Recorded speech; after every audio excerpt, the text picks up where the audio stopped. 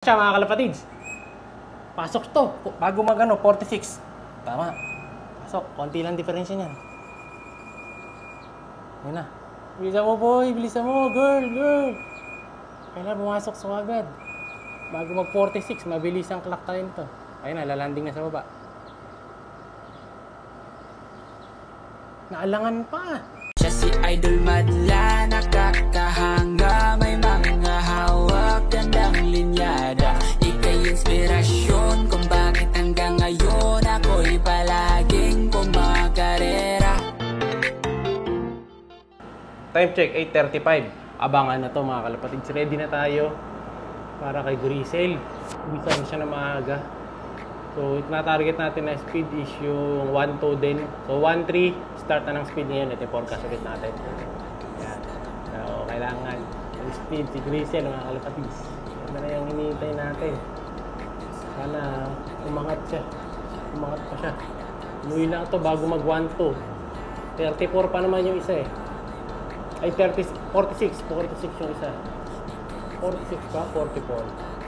Kung maalala, basta ganun. So, kailangan umuwi na siya within 8 minutes para sure.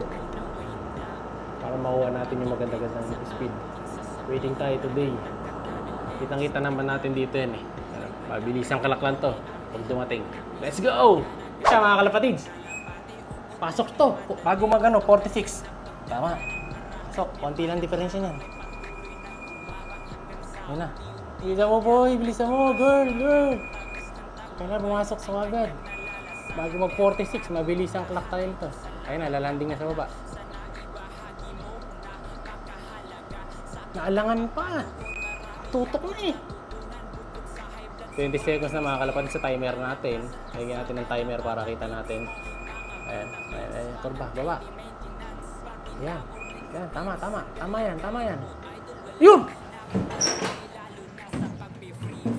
Kanto, sa kanto. Sulok. Okay, nasa sulok. Okay, landing board. 43. 46 target.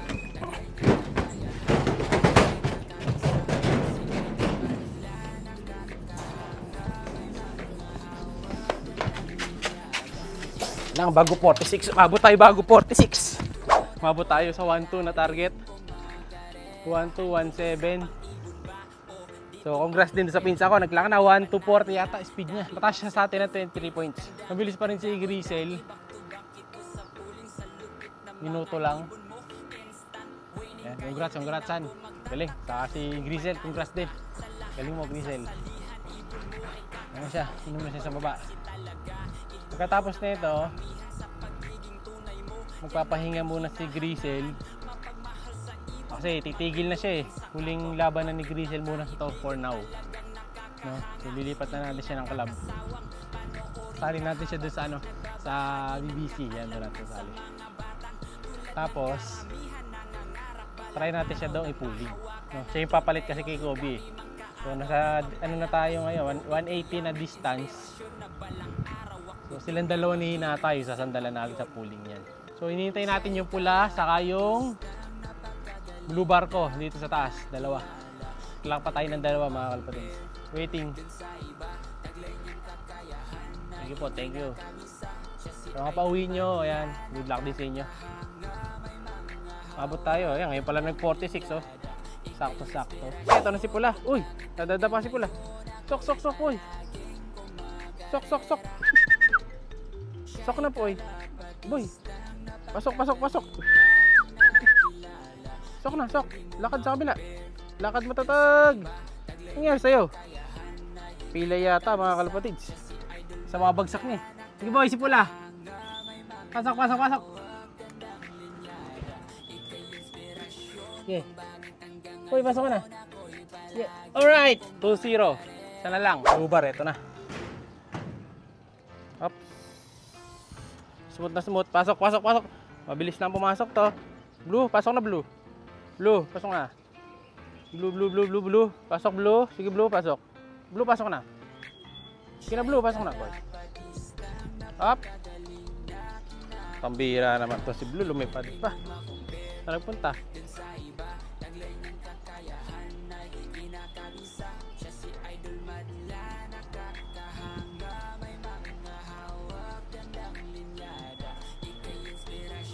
attic.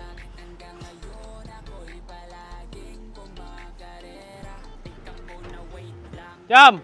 Nagpunta sa attic, sa kabila. Sa landing board na, di pa tumuloy.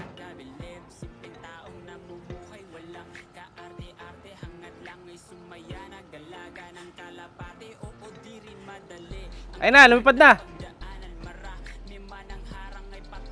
Mabalik na dito yan. Shoot. Ops. Dumapo sa baba. Ayun na. Si Blue Bar, ito nakalak na natin mga kalapatid. Nasalisihan ako nito. Hindi ko alam ano nangyari dito. Bigla na lang sumulpot eh. No? So hindi ko rin nakita sa CCTV ito. Saka doon sa gate. No? Nakagulatan lang kami. Pagpasok namin dito. Nandito na siya sa baba. Saan dumaan ito? Nung huli ko nakita doon sa bubong doon eh. Tapos nung binugaw namin, sabi ni Madlato, lumayo.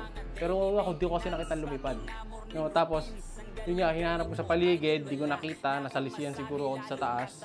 Pero umupo ako dun eh. No? Hanapin na lang natin, bukas ko na lang sa video natin yung paglanding niya. No? Kung sakaling makita ko.